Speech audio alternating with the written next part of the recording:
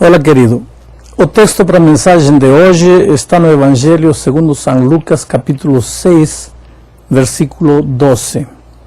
E aconteceu que naqueles dias subiu ao monte a orar e passou a noite em oração a Deus. Já falamos da oração a outra noite, mas vamos a insistir neste assunto, porque a oração é a respiração da alma. Uma pessoa que não respira está condenado a morrer. E um cristão que não ora também está condenado a morrer. Sabe, eu gostaria que você entendesse a essência da vida cristã. Muitas pessoas pensam que vida cristã é mudar de religião, mudar de igreja, ou então começar a ir à igreja uma vez por semana. Então não corta mais o cabelo, não usa mais isto, não usa mais aquilo. Parece que tem uma coleção de coisas que pode fazer, coisas que não pode fazer. Então, se eu cumprir tudo isto, eu já sou um cristão. Ou então, se eu cumprir tudo que a igreja pede, eu já sou um cristão. Olha, permita-me dizer-te uma coisa. Se você nunca faltar à igreja e fizer tudo que a igreja espera que você faça, você não necessariamente é um cristão. Com toda certeza você é um bom membro de igreja. Mas o cristianismo chama-se cristianismo. Por quê? Porque é uma experiência de amor com Cristo. Se o cristianismo fosse somente estar numa igreja e cumprir tudo que a igreja pede, o cristianismo não se chamaria cristianismo, se chamaria igrejismo.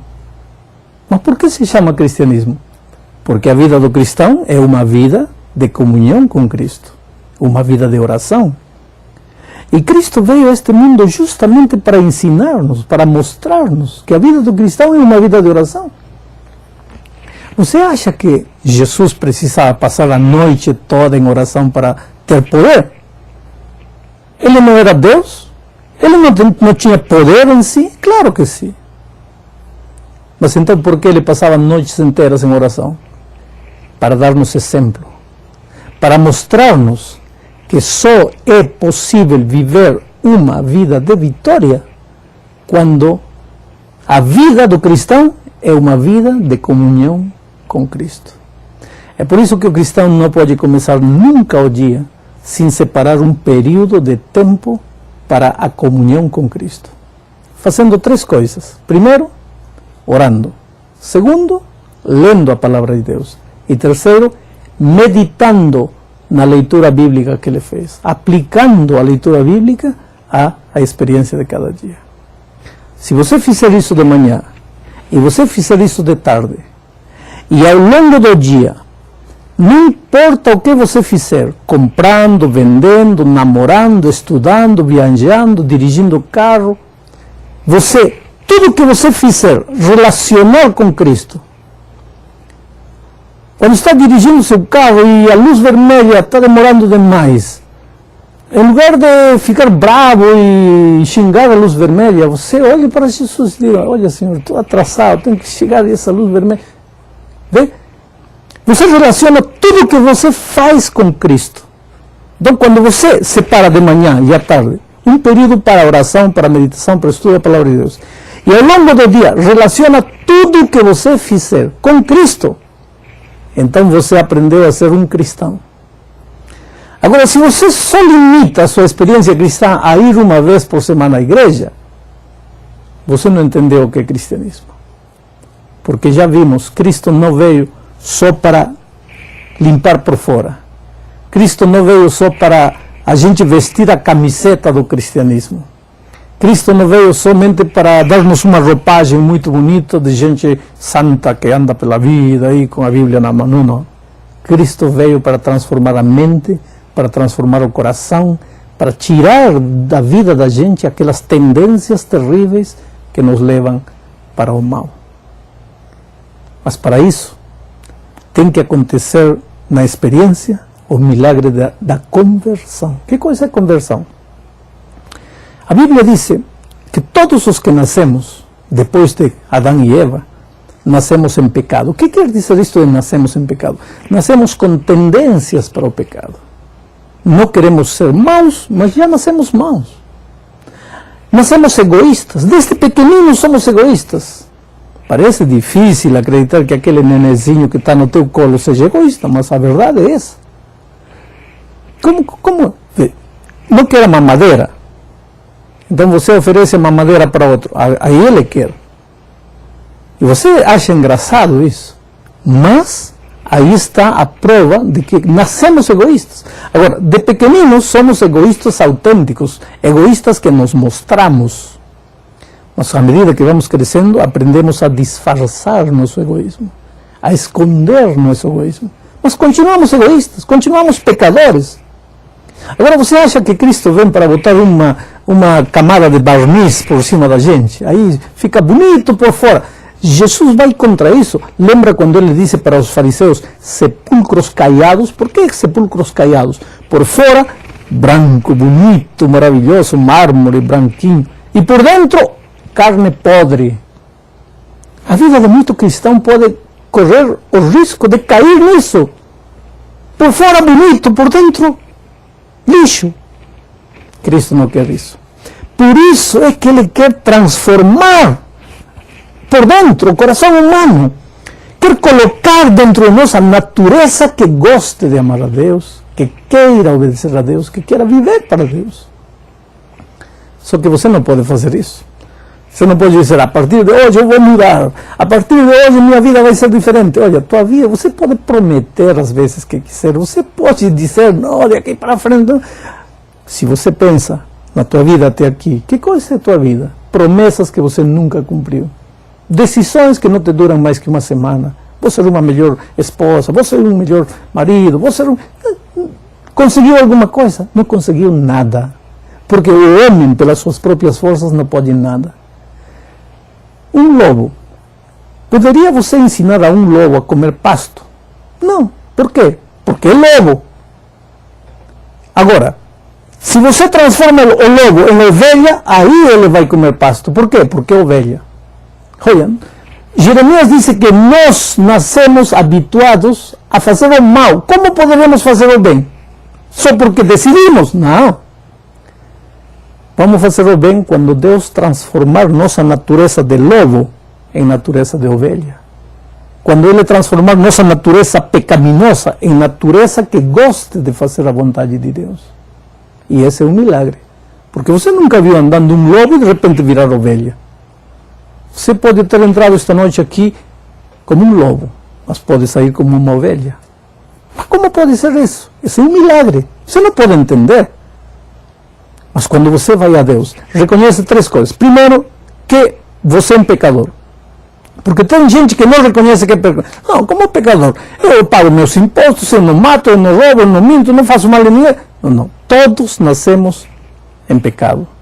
A Bíblia diz, porquanto todos pecaram, estão destituídos da glória de Deus. Não há justo nem sequer um. Você e eu sou um pastor, sou um pobre pecador como qualquer ser humano. Eu não sou nem um pouquinho melhor do que você.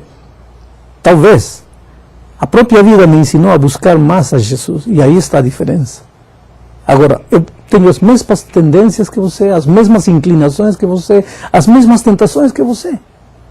Agora, aprendi uma coisa: ir a Jesus e reconhecer, sou um pecador. Segundo, eu não posso. E terceiro, tu podes. E quando você vai a Jesus dizendo isso, Senhor, eu não tenho forças, eu por mim estou perdido, então Jesus toma você em suas mãos, e o toque maravilhoso de Jesus transforma a tua vida. Quando Jesus esteve vivo nesta terra, ensinou essa lição de maneira prática, de muitas maneiras. Um leproso vinha a ele com a carne podre, caindo aos pedaços. A lepra é símbolo do pecado.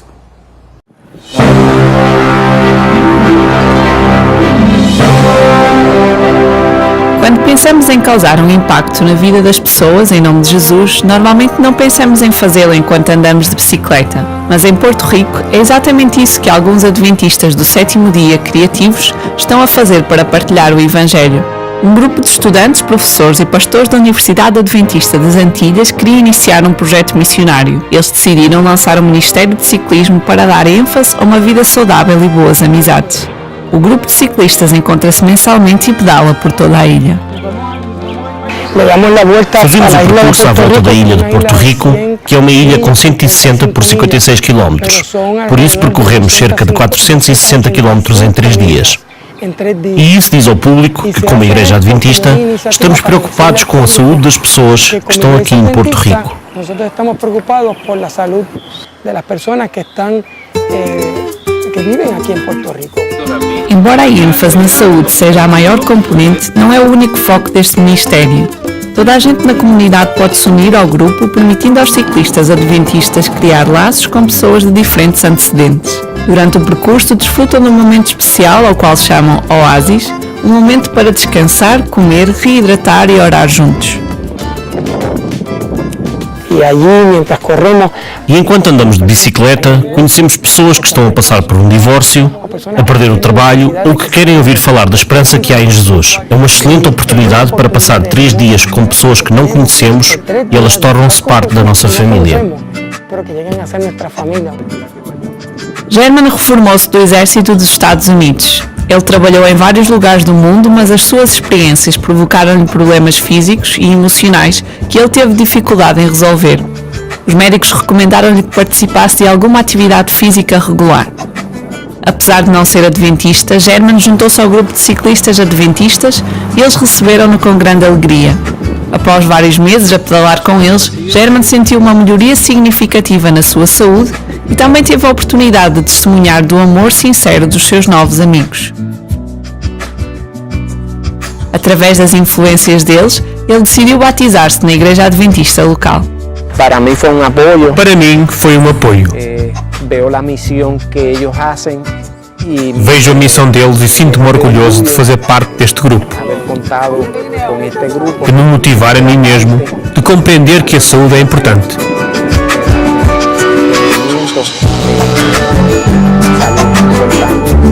Preparar-se é importante, Mas também há a parte espiritual, que é ainda mais importante. que é a mais importante. Jesus apela a que cada um de nós encontre formas não convencionais de partilhar o seu amor. Há muitas maneiras de nos misturarmos com as pessoas, como por exemplo, andando de bicicleta. No soy un ministro como tal. Posso não ser pastora, mas sinto que, com aquilo que tenho nas mãos, posso ajudar outras pessoas a conhecerem Jesus. O meu plano é estar fisicamente preparado para andar de bicicleta e falar sobre Jesus durante 3 dias. Hablarle a las personas de Jesús. ¿Quién es Jesús? Quem é Jesus? Un Jesús que le gusta el O Jesus que nos quer ver felizes, saudáveis e o Jesus que gosta de fazer amigos com aqueles que não o conhecem. que le gusta que nosotros podamos hacer amistad con aquellos que no le conocen. Ore por favor pelo Ministério dos Ciclistas Adventistas em Porto Rico e pense em formas únicas de poder falar de Jesus onde estiver. Este trimestre, a sua oferta do 13º sábado ajudará a construir igrejas e centros comunitários em vários países da América do Sul. Obrigado pelo apoio à Missão Global.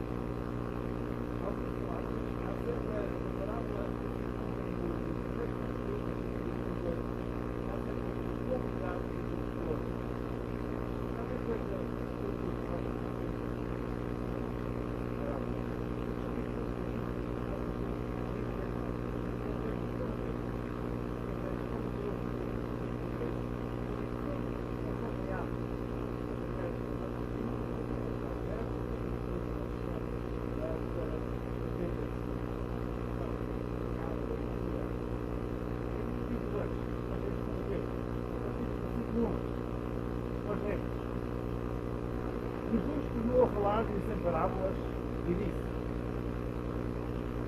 bem, é semelhante a um rei que se encontrou antes esposas dos seus filhos. Enviou os seus servos para chamar os convidados para as bodas. Mas estes não quiseram vir. Depois enviou outro servo, recomendando: dizei aos convidados que já preparei o meu jantar. Os meus bois, os meus cevados já foram mortos e tudo está pronto. Fim das bodas. Porém eles, não fazendo caso, foram um para o seu campo, outro para o seu negócio.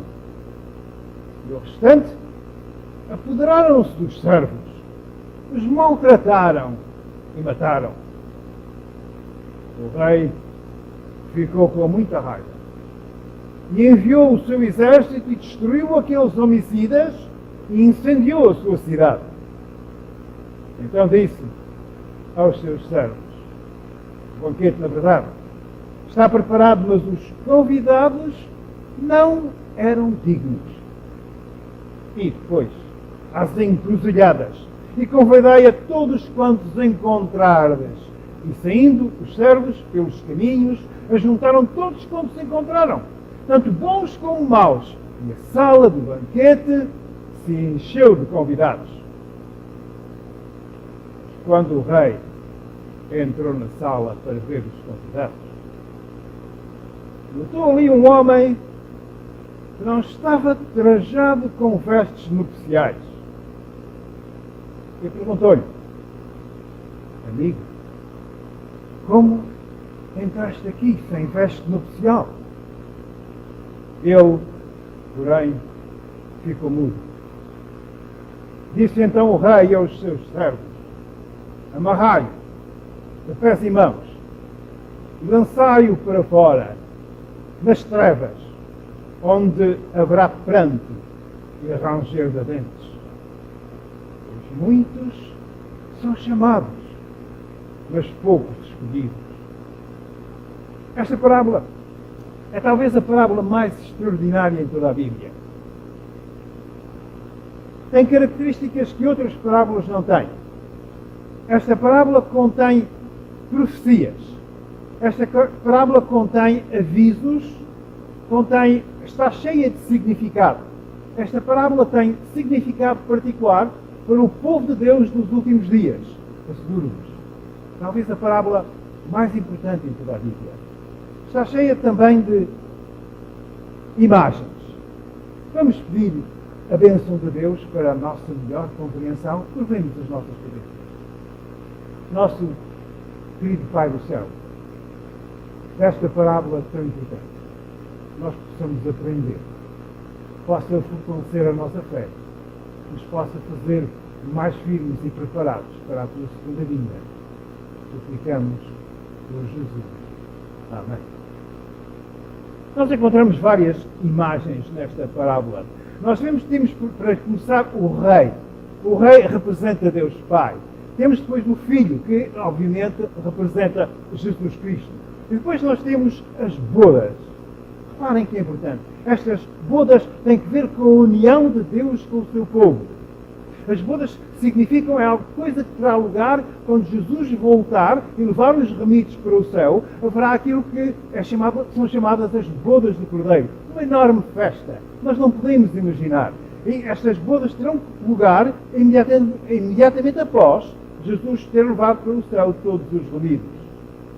Os servos são os profetas, os evangelistas, os pregadores, os pastores, todos aqueles que dão testemunho de Jesus Cristo são os servos de Deus. Os convidados, obviamente, o povo de Deus, a Igreja de Deus. O povo de Deus no Antigo Testamento, o povo de Israel e o povo de Deus no Novo Testamento, a Igreja. Eu gostaria de atrair a vossa atenção particularmente para esta questão do noivo e da noiva. Nós encontramos frequentemente na Bíblia esta imagem do noivo e da noiva. Se nós procurássemos na Bíblia, nós iríamos encontrar dezenas de passagens que se referem a Deus como o noivo e se referem à Igreja como a noiva. E que nós podemos concluir que o objetivo de Deus é indicar que Deus quer uma intimidade tal com o seu povo como a intimidade existe entre o noivo e a noiva. E assim nós poderíamos ler muitas passagens, mas eu vou ler uma para que fique marcado na nossa mente este princípio de que Deus é o marido e a igreja é a esposa. E este princípio é fundamental para que nós entendamos a relação que nós devemos desenvolver com o nosso Deus. Ele quer que nós estejamos sempre a falar com Ele, sempre em relação com Ele, que nós não estejamos demasiado ocupados nos nossos negócios, nos nossos afazeres do dia a dia, nas nossas preocupações. Deus quer que nós vivamos uma vida em que a nossa mente está fixa nele. Isaías capítulo 26, versículo 3 diz que nós precisamos de ter a nossa mente fixa em Deus. Nós precisamos de desenvolver para nós mesmos um estilo de vida em que nós estejamos constantemente em contacto com Deus. Este é um dos objetivos desta parábola. Mas vamos ler uma passagem acerca desta relação de Deus e do seu povo, o noivo e a noiva. Isaías capítulo 62, versículo 5. Eu gostava que acompanhassem. Abram as vossas Bíblias, porque nós encontramos no Antigo Testamento, especialmente nos livros dos profetas, a imagem frequente do noivo e da noiva. Isaías 62, versículo 5. Como o jovem que se casa com a donzela. Reparem no romance, reparem na poesia. Estes livros foram escritos, alguns deles em verso, e tem muitas partes em verso, os livros dos profetas. Isaías 62, versículo 5. Como o jovem que se casa com a donzela, assim os teus filhos se casarão contigo. E como o noivo se alegra com a noiva, assim se alegrará contigo o teu Deus. Repara na relação de alegria que Deus procura pelo seu povo. No constante gozo e alegria que Deus quer que haja na nossa relação com Ele. Eu mencionei que esta parábola contém profecias. Isto é invulgar. Parábolas normalmente são uma história com o fim de ilustrar uma doutrina. E aqui nós temos uma parábola que inclui profecias. No versículo 6 nós lemos: apoderaram-se dos servos e os maltrataram e mataram. Se nós olharmos para a história, nós descobrimos alguma coisa extraordinária, terrível, quase difícil de compreender. Durante toda a Idade Média, durante 1260 anos, os cristãos foram perseguidos, torturados, lançados às feras, mortos, humilhados, constantemente. A história diz-nos que aproximadamente 50 milhões foram sacrificados num período de tempo entre 536 da nossa era e 1798, quando o papado deixou de existir. Por um tempo. Depois, no versículo 8, nós lemos no versículo 6, apoderaram-se dos céus, no versículo 8, os convidados não eram dignos. Os convidados não eram dignos. Deus tinha escolhido uma nação para ser o seu povo, o povo de Israel. Tinha recolhido um povo do Egito que eram escravos, os tinha tomado em mão e lhes tinha dito que queria que eles fossem a sua propriedade peculiar. Leia o capítulo 19 do livro de Êxodo. Deus como que faz uma proposta de casamento ao povo de Israel. E o povo de Israel passa a ser a propriedade peculiar de Deus. Essa propriedade peculiar acaba no ano 34 da nossa era. 3 anos e meio, exatamente depois da morte e ressurreição do nosso Senhor Jesus Cristo, os apóstolos são enviados aos gentios. A pregação do Evangelho tinha sido só para os judeus até ao ano 34 da nossa era. Mais precisamente, o outono do ano 34. No outono do ano 34 da nossa era, aconteceu uma coisa muito extraordinária, foi que o Sinédrio, aquilo que nós podíamos chamar o Parlamento daquele tempo, decidiu definitivamente e finalmente rejeitar Jesus Cristo. Publicou um decreto rejeitando Jesus Cristo. E nesse mesmo ano, nesse mesmo outono, aconteceu aquele acontecimento extraordinário em que um jovem judeu chamado Saulo de Tarso decide ao publicamente Estevão, primeiro mártir. Estes acontecimentos marcaram um fim daquilo que nós chamamos de dispensação de Páscoa. A partir deste momento, o Evangelho é pregado a todo mundo, é pregado aos gentios. Outra profecia. O rei destruiu aqueles homicidas e incendiou aquela cidade. Lembram-se do povo de Deus, na altura em que Pilatos perguntava: qual Deus querem que eu vos culpe? Barrabás ou Jesus? Eles respondem: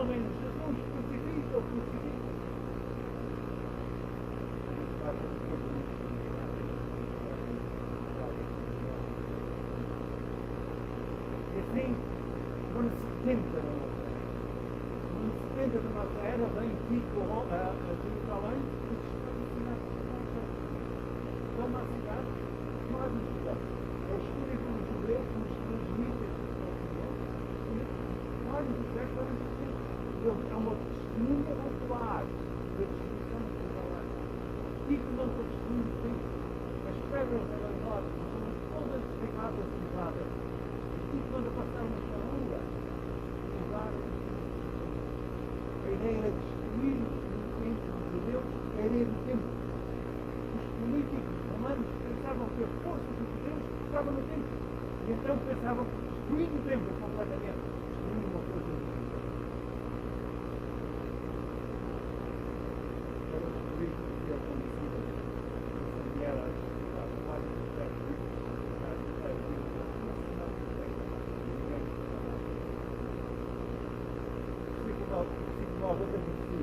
ir às encruzilhadas e convidai a todos quando se encontrares.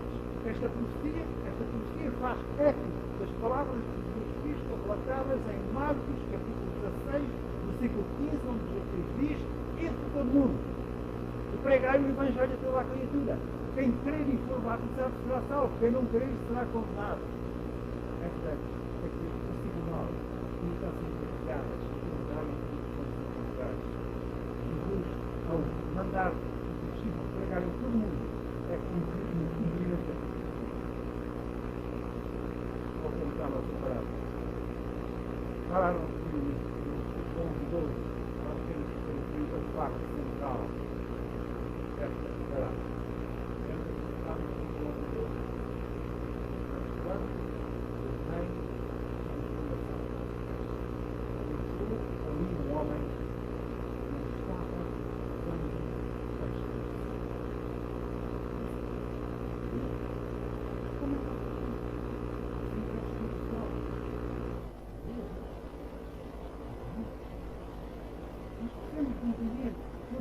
desta parábola. Nós precisamos para já saber que a veste nupcial representa o caráter de Cristo. Nós estamos chamados a ter um caráter semelhante ao de Cristo. Talvez nós muitas vezes não entendamos bem como isso é possível. E olharmos para nós mesmos e vemos a maneira como nos irritamos, como dizemos que devemos dizer, como temos atitudes que não devemos ter, talvez nós tenhamos maior ainda dificuldade em entender esta ordem de Jesus Cristo, este princípio da Escritura. Nós temos de ter um caráter semelhante ao caráter de Cristo. Repararam que no livro de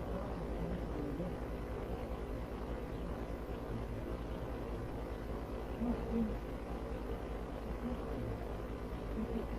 a possibilidade de duas pessoas quer fazê-las mais e mais semelhantes a mim no momento. Então Deus diz: quero uma intimidade conosco.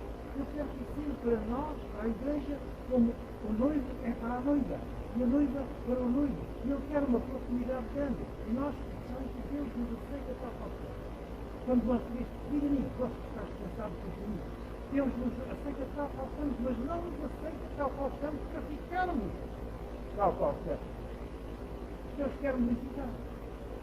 E por isso, quando nós damos a Cristo, nós vamos ver como Ele é, aquilo que Ele fez por nós, aquilo que Ele quer fazer por todas as pessoas, as palavras que Ele diz, e nós começa a entrar na nossa mente mais e mais desses princípios, e nós vamos, a nossa mente vai ficando semelhante a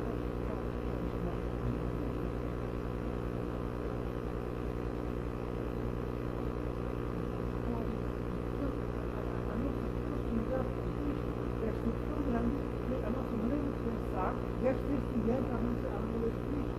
Isto são princípios fundamentais da Sagrada Escritura. Nós muitas vezes precisamos estudar. O cristão tem que ser diferente das outras pessoas do mundo. Se não se distingue, se nós não conhecemos os cristãos e as pessoas que não são cristãos, é porque há qualquer coisa que não façamos.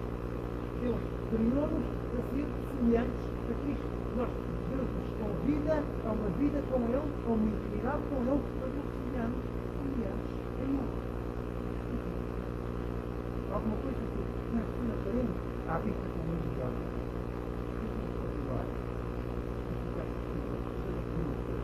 E sabemos que significa as bodas do Cordeiro, o Apocalipse nos fala, a tal grande festa que Deus quer fazer com o seu povo, onde todos como ele ver a coisa, aquela coisa que creram, e aquele que crer e for batizado será salvo, aquele que não crer será condenado. E assim nós vamos ver que todo o casamento e as bodas representam a união da humanidade com a divindade. A união da humanidade com a divindade.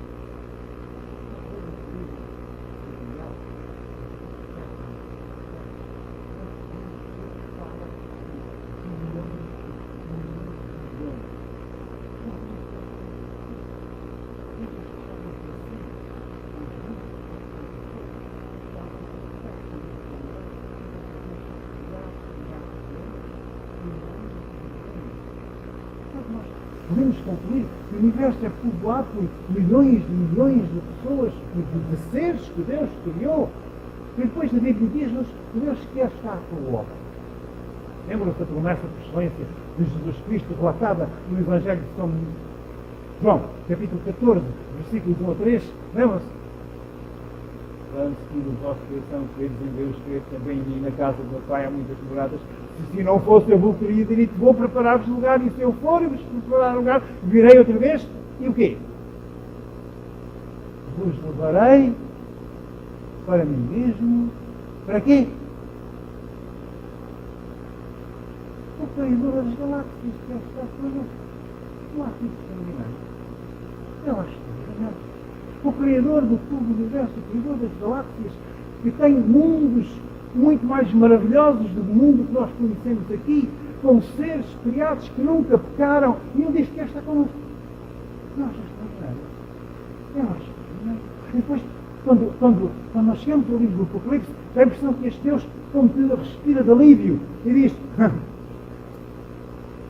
capítulo 21, viu um novo céu e uma nova terra, porque já o primeiro céu e a primeira terra passaram e o mar já não existe. E eu, João, vi a santa cidade, a nova Jerusalém, que Deus desceu do céu, preparada como uma esposa, ataviada pelo seu marido. O que é que vem a seguir?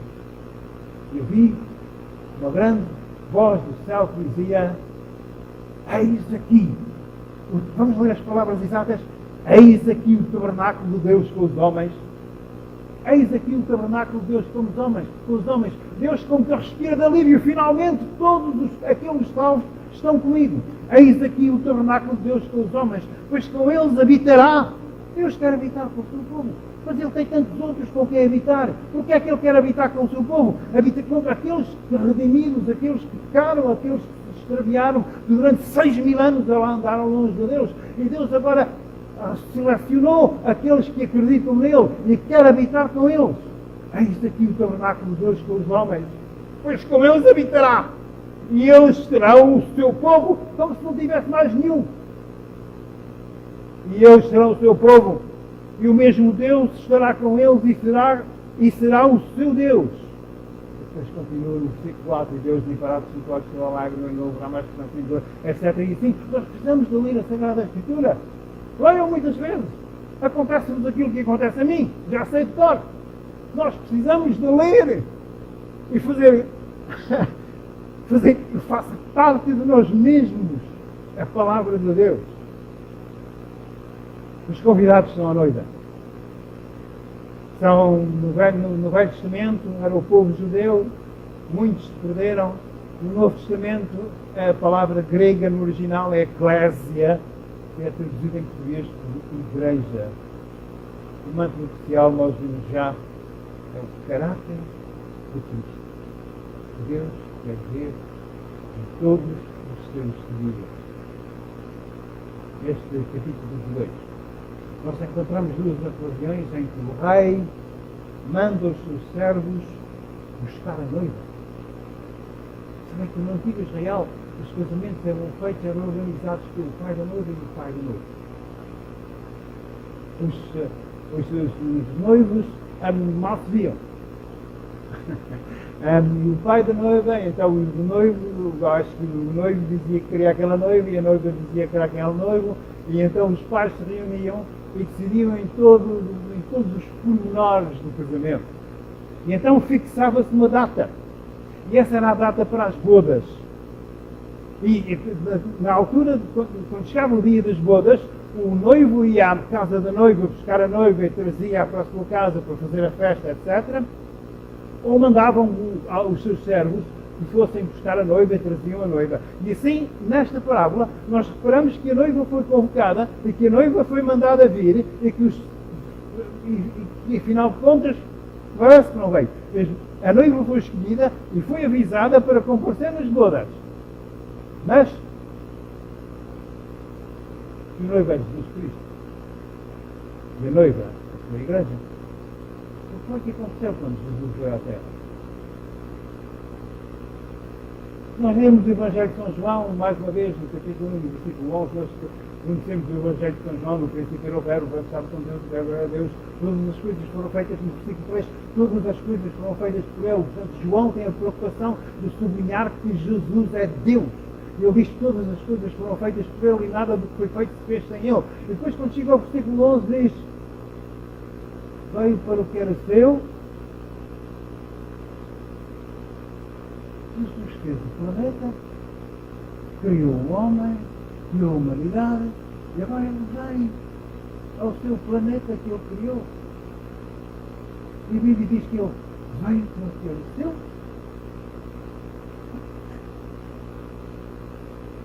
Céu, não, extraordinário. Podemos nós entender tal coisa. Veio para o que era seu, mas os seus não o receberam. E assim nós descobrimos que o noivo vai buscar a noiva, mas a noiva não está pronta. Nós descobrimos que Israel estava demasiado ocupado e não queria consumar o casamento. E o problema era o quê? O vestido nupcial. A noiva não queria, a noiva queria escolher um vestido, queria o vestido nupcial da sua própria escolha. Não queria um vestido nupcial lá do tempo do pai do noivo. Coisas antigas, muitas leis, mandamentos do leite.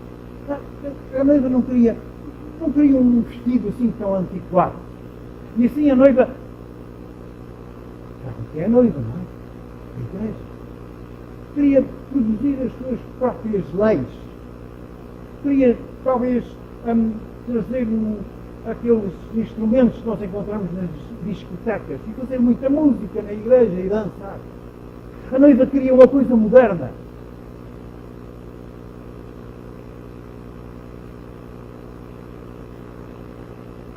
E o argumento prolongou-se. Finalmente a noiva ficou tão zangada. Ele resolveu que a única solução era ver-se livre do noivo. E depois de todo o arranjo entre os pais do noivo e os pais da noiva, depois de tudo isso, para que ela pudesse, voltando à parábola, para que ela pudesse ver-se livre do noivo, para que ela pudesse fazer isso, era necessário que ela aceitasse toda a responsabilidade legal e custeasse todas as despesas. E normalmente havia um julgamento. E assim nós vemos que Jesus Cristo é levado ao tribunal. E ele comparece perante Caifás. E sabendo Caifás e todos os membros do Sinédrio, sabendo que Jesus estava inocente, mesmo assim, houve aquele grande grito da parte da noiva. Porque muitas vezes nós pensamos que Jesus foi condenado a tribunal, condenado a vida à morte, foram eles condenados a Jesus, mas não, é o povo. Pilatos perguntou ao povo: qual deles vocês querem, Jesus ou Barrabás? Ainda dá a impressão que ele está a tentar reconquistar a sua noiva depois de ter sido morto e crucificado. Ser crucificado e morto. Jesus tenta ainda a reconquistar a sua noiva. O noivo concluiu que não se ia casar com aquela noiva. E como é que a noiva? Israel é rejeitada. A noiva é rejeitada. 3 anos e meio, posso repetir, 3 anos e meio, exatamente, depois da morte e ressurreição de Jesus Cristo, o Sinédrio passa o tal decreto a rejeitar Jesus, e Saulo de Tarso, o fariseu, preside ao apedrejamento de despesa, e Israel é rejeitado. A noiva não aceitou o noivo. Porquê? Por causa do manto nupcial. não quis ser como Cristo. Não quis usar o manto nupcial.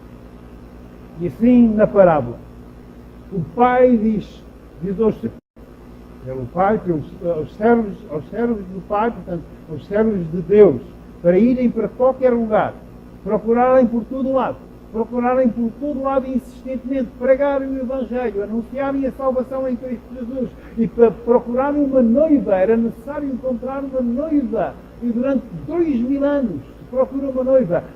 Para começar a encontrar uma noiva que estivesse disposta a usar o manto nupcial, a obedecer aos mandamentos da lei de Deus, a obedecer a todos os princípios da Sagrada Escritura.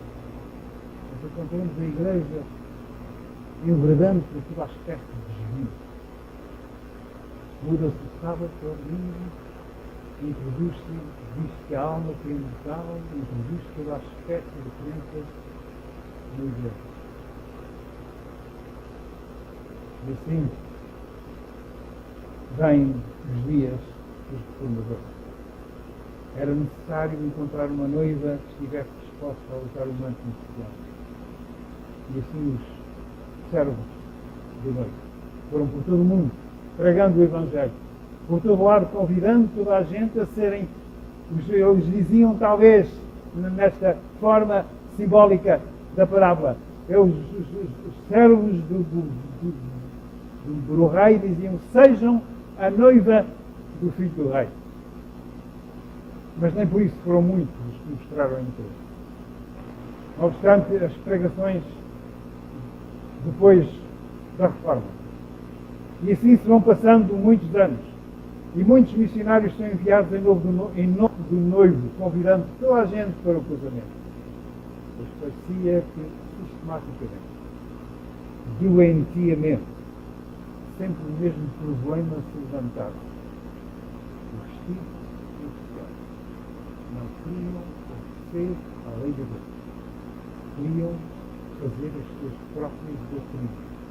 E assim se criaram milhares de igrejas ditas cristãs.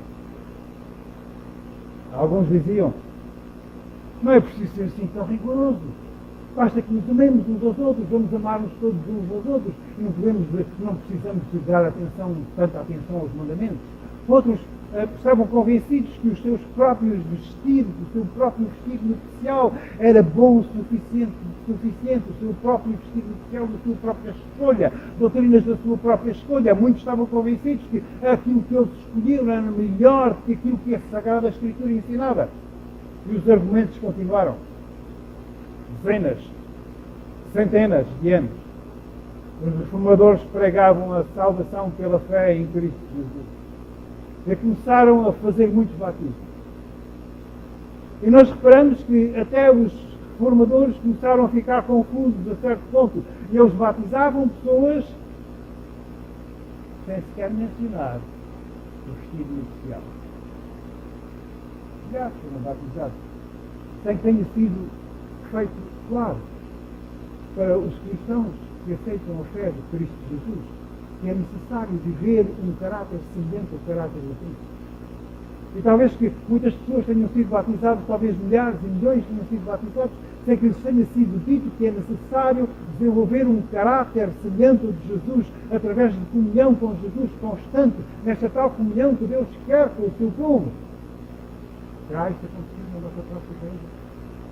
Pessoas sejam levadas ao batismo sem que tenha sido explicado que precisam viver uma vida em comunhão com Cristo, de tal forma que seja visível, de tal forma que os possa aproximar de Deus, haja esta integração do noivo e da noiva.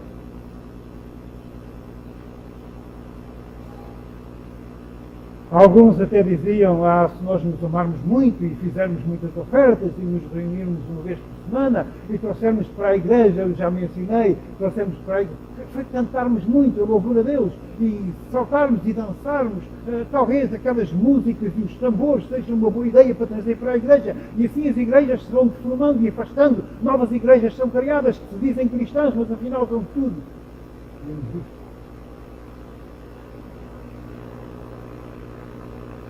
Eles diriam, se nós cantarmos, darmos louvor a Deus, não precisamos nos preocupar com esta questão dos mandamentos e esta questão do manto nupcial. Isso é incrível dos anos que não passaram. Os séculos foram passando. E a noiva continuava sem estar preparada para o casamento. E o noivo cada vez mais sentia a necessidade de receber a sua noiva.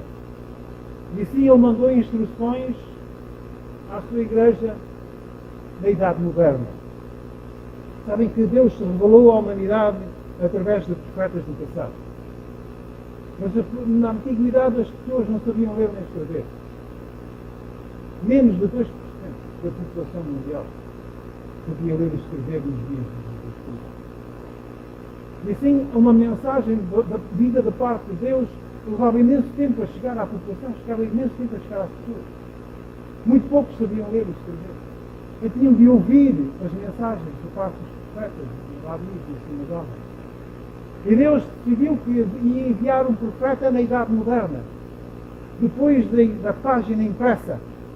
Sabem que com a página impressa a difusão das Escrituras é alguma coisa extraordinária. Não tem fim.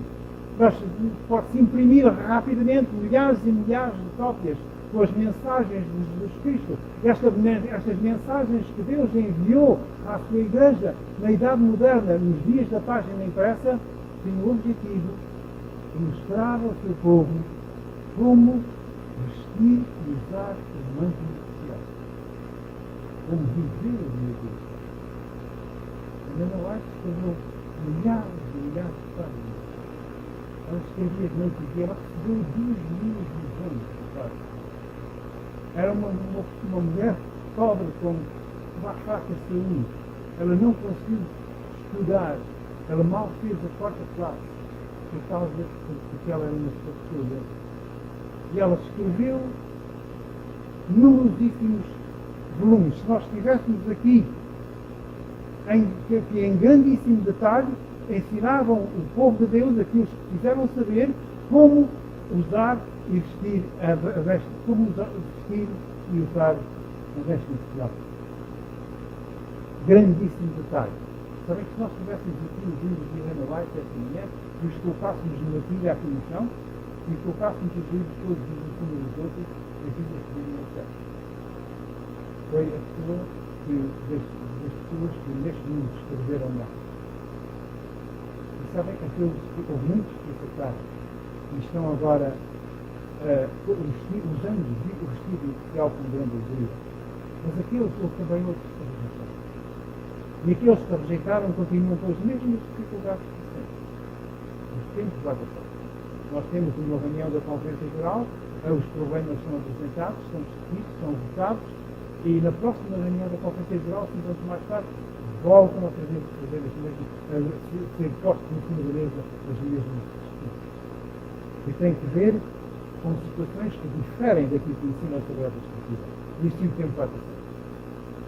O planeta Terra está a chegar ao fim da sua história. Sabem que hoje os homens têm nas suas mãos o poder de destruir o planeta Terra aproximadamente 100 vezes? Pessoas que supostamente sabem dessas coisas nos dizem que o poder da bomba atómica e de outros ingênuos nucleares de enorme potência podem destruir o planeta Terra num instante. E alguns dos comentadores dizem que até acham estranho que o planeta Terra ainda esteja aqui. Porque se o homem tem nas suas mãos poder para destruir o planeta Terra, como foi que ainda não o destruíram? Tão pequeno, sabe?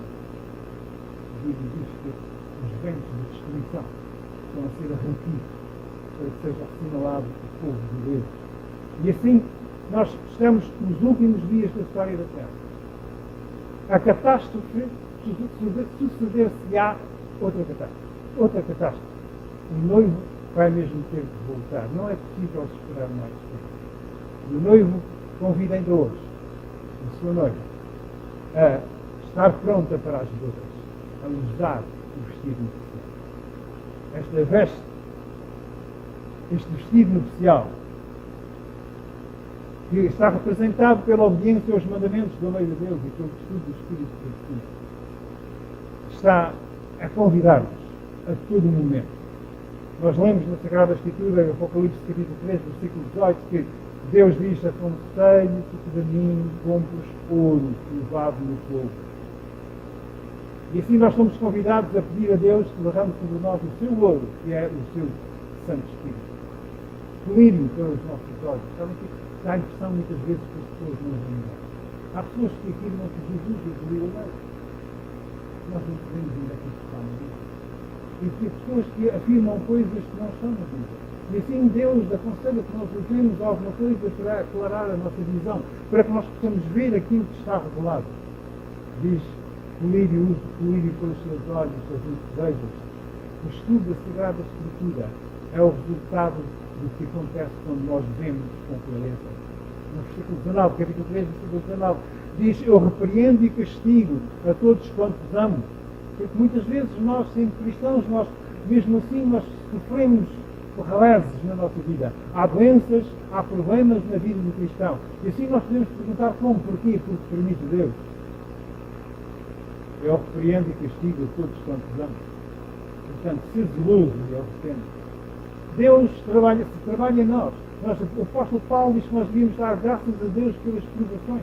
Porque se Deus nos prova, é porque nós somos material no qual vale a pena trabalhar. Deus trabalha em nós pela salvação. É coisa pelo teu extraordinário, então mais primeiro da Bíblia, no capítulo 20, versículo 3, capítulo 20, onde Deus diz, João diz, Deus diz: eis, estou à porta. O Criador do universo está do lado de fora da porta.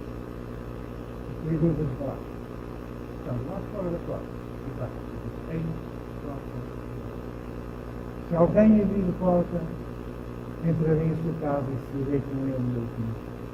Jesus quer entrar na nossa casa de uma maneira íntima, de uma maneira que nós temos alguma dificuldade em entender. Então Deus quer estar na nossa vida de tal forma que Ele esteja no nosso pensamento permanentemente. Deus não se importa, que nós precisamos sempre falar com Ele. Ele pode gerir essa situação. Deus quer que nós estejamos constantemente a falar com Ele. Ele quer entrar na nossa casa, quer entrar no nosso coração. Se nós lermos a Sagrada Escritura, nós encontramos mais de 2.000 promessas de Deus. Da Sagrada Escritura, leiam. Há mais de 2.000 promessas da Sagrada Escritura. Se nós vemos essas promessas, nós vamos chegar à seguinte conclusão: não há mais nada para prometer. Deus já prometeu tudo. Não há mais nada para prometer. Será verdade? Leiam o Apocalipse capítulo 3, versículo 1. É o que vencer. Perdão, 21. Apocalipse capítulo 3, versículo 21. Depois de tudo ter prometido, não haver mais nada para prometer, eis o que Deus promete. É o que vencer. Dar-lhe-ei a sentar-se comigo no meu trono, assim como eu venci. E mesmo assentei com o meu Pai no seu trono. Já não há mais nada para prometer. Deus promete o impossível, o incalculável, aquilo que ninguém poderia prever. Deus promete que nós, se vencermos, se perseverarmos na fé, Deus nos vai convidar a sentarmos no seu trono, assim como Ele se sentiu, como Ele venceu e se sentiu no seu trono. Queridos, o vestido nupcial é o caráter de Cristo. Em Atos, capítulo 1, versículo 8, Jesus estava mesmo ao ponto de partir a sua ascensão para aquele lugar. Atos, capítulo 1, versículo 8. Jesus está sob o ponto de deixar o planeta Terra. E ele diz: sereis minhas testemunhas, tanto em Jerusalém, como na Judeia, em Samaria e até aos confins da terra. Mas sabem que para que nós sejamos testemunhas de Jesus Cristo, nós precisamos de estar a usar o manto do. E assim talvez que nós pensemos muitas vezes: ninguém quer ouvir, ninguém quer saber de Deus. Nós precisamos de estar a usar o manto oficial.